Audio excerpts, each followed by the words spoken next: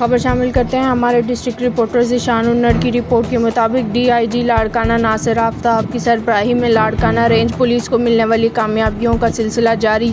Kashmore police کی کامیاب کارروائی، ایک مغوی بازیاب۔ تفصیلات کے مطابق مورخہ 27 جولائی 2024 کو ڈاکوؤں نے تھانہ میانی ایٹ بڈانی کی حدود سے دودھ بیچنے والے مزدور کو اغوا کیا تھا۔